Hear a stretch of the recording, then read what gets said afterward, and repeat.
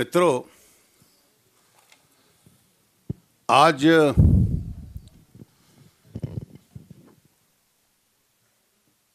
एक महत्वपूर्ण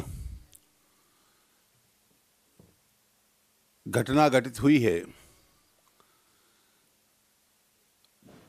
अहमदाबाद में एक न्यायाधीश ने जो स्पेशल इन्वेस्टिगेटिंग टीम गुजरात के दंगों की जांच कर रही थी, उसकी रिपोर्ट और सिफारिशों को स्वीकार किया है और उसके विरोध में जो प्रोटेस्ट पिटीशन थी उसको खारिज किया है। इस निर्णय से एक बार पुनः यह साबित हो जाता है कि सत्य और असत्य के बीच में जो एक बुनियादी अंतर है वो यही है कि सत्य के साथ जुड़े हुए सब तथ्य स्पष्ट रहते हैं और एक भाषा बोलते हैं। असत्य बिखर जाता है। Truth always holds together and falsehood will fall apart. 2002 के गुजरात दंगे दुर्भाग्यपूर्ण थे।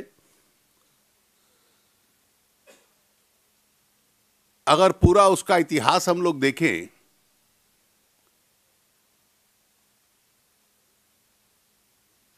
तो सरकार और पुलिस की ओर से बड़ी मात्रा में लोगों की गिरफ्तारियां भी हुई, केसेस भी चले, बहुत केसेस का फैसला भी हुआ।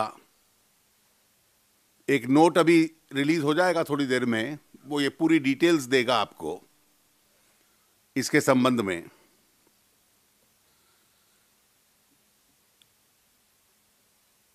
कुछ केसेस 2006 में जब लोगों ने कहा कि गुजरात की पुलिस शायद न्याय संगत जांच ना करे, तो 9 केसेस सुप्रीम कोर्ट ने एक एसआईटी को सौंपित किए। ये स्पेशल इन्वेस्टिगेटिंग टीम, इसमें गुजरात पुलिस के अधिकारी नहीं थे। पुलिस अधिकारियों का चयन भी सुप्रीम कोर्ट ने किया।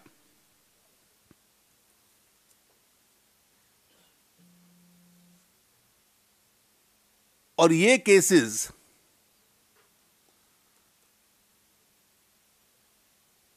के संबंध में एसआईटी ने अपनी जांच पूरी की और अपनी रिपोर्ट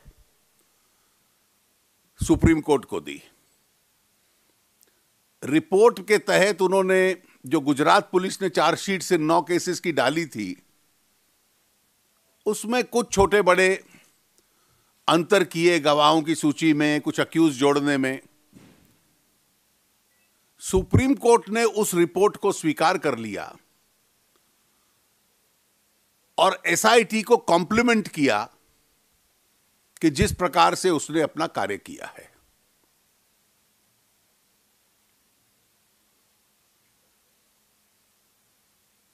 इसके पश्चात, इसके बाद एक नई शिकायत गुजरात पुलिस को दी गई और इन 9 केसेस में जितने भी बड़े दुर्भाग्यपूर्ण बड़ी घटनाएं थी, जिसमें गुलबर्ग सोसाइटी की घटना भी शामिल थी, वो सब इंक्लूडेड थे। और इस नई शिकायत में कहा गया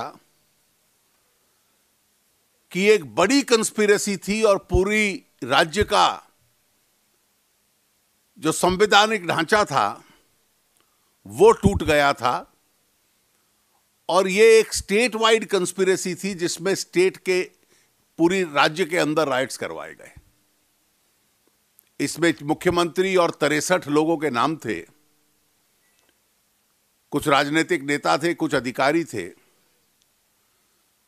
जो इस षड्यंत्र में शामिल हैं। सुप्रीम कोर्ट ने कहा कि एसआईटी इन केसेस को भी देख सकती है।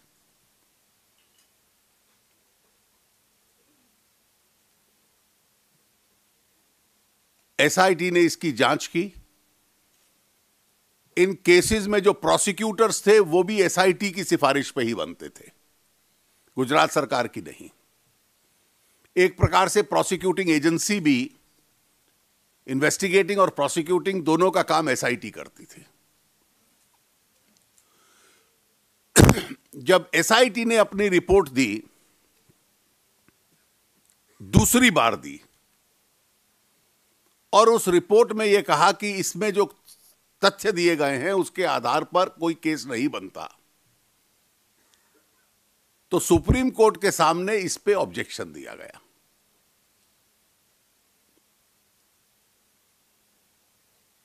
सुप्रीम कोर्ट ने एक अमाइकस क्यूराई नियुक्त किया कि आप भी कोर्ट की सहायता कीजिए।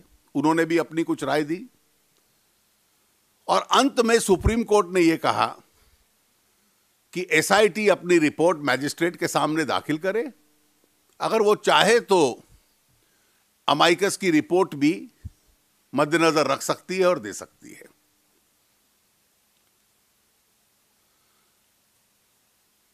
एसआईटी ने सब 63 के 63 लोगों जिनके नाम थे उनको एग्जामिन किया। 9 घंटे तक चीफ मिनिस्टर, मुख्यमंत्री उनके कार्यालय गए, उनको इंटेरोगेट किया। जितने गवाहों के नाम थे सबको इंटेरोगेट किया। उसके बाद उनकी रिपोर्ट दूसरी बार आई कि कोई आधार नहीं है इस शिकायत में। मैजिस्ट्रेट के सामने इसके खिलाफ प्रोटेस्ट दिया गया। लंबी बहस शुरू हुई। अभी जजमेंट मैंने पढ़ा नहीं है।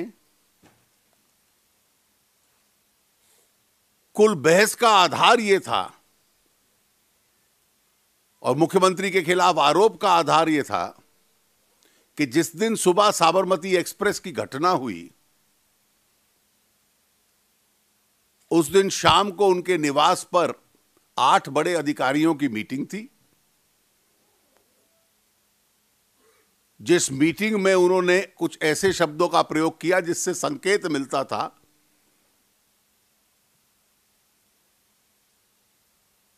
कि वो चाहते हैं कि आगे दंगे हों। एसआईटी ने 8 के 8 अधिकारियों के बयान लिए। All 8 said that no such statement was made, और जो व्यक्ति ये आरोप लगा रहे थे, श्री संजीव भट्ट, वो गलत कह रहे हैं, वो उस मीटिंग में नहीं थे। इसके अतिरिक्त बहुत और एविडेंसेस थे कि वो मीटिंग में नहीं थे, शायद गांधीनगर में ही नहीं थे। और ये भी एविडेंसेस थे कि अपनी गांधीनगर में प्रेजेंस दिखलाने के लिए उन्होंने किस प्रकार से तथ्य बदलने का प्रयास किया था। ये भी सारी एविडेंस एसआईटी के पास थी। इस सब को मद्देनजर रखते हुए आज न्यायाधीश महोदय ने यह निर्णय दिया कि श्री नरेंद्र मोदी के खिलाफ जो एसआईटी की रिपोर्ट है कि कोई एविडेंस नहीं है, कोई प्रोसिक्यूटेबल एविडेंस नहीं है, उसको स्वीकार किया, और जो प्रोटेस्ट पिटीशन थी उसको खारिज किया। यानी कि जो आरोप लगा रहे थे वो प्रचार की दृष्टि से थे, राजनीतिक द्वेष की दृष्टि से हो सकते हैं, लेकिन एविडेंस का स्वरूप नहीं ले सकते।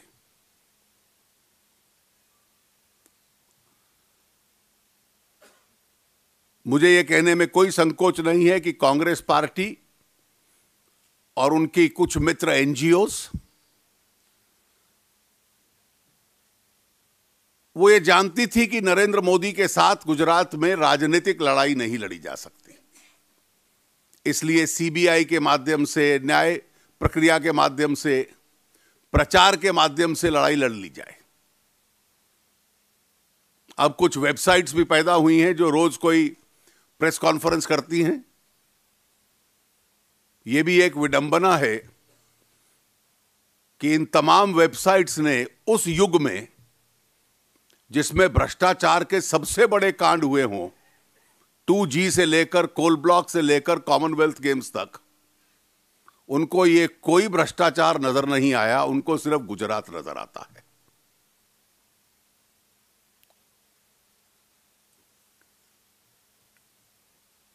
मैं केवल इतना कहूंगा कि फर्जी बयानबाजी, फैब्रिकेटेड एविडेंस कभी प्रूफ, सबूत का स्थान नहीं ले सकता। इस सारे संघर्ष में श्री नरेंद्र मोदी और मजबूत हुए हैं। He faced an adversity and he has emerged stronger in this adversity. और इसी 11 साल के प्रचार के दौरान 2002 का, 2007 का, 2012 का चुनाव उन्होंने जीता है। और निश्चित रूप से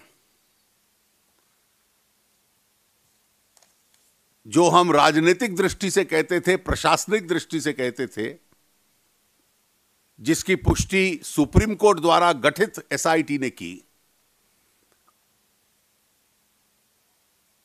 आज न्यायपालिका ने भी उसकी पुष्टि की है। राजनीतिक से ज्यादा मोदी जी का, और जो हमारी पार्टी आज तक कहती रही है, मैं इसको एक अपनी पार्टी की और मोदी जी की नैतिक जीत मानता हूं कि ये जो सारा प्रचार चला था कि 2002 के दुर्भाग्यपूर्ण दंगों में उनका कुछ रोल है, ये अपने आप में गलत साबित होता है।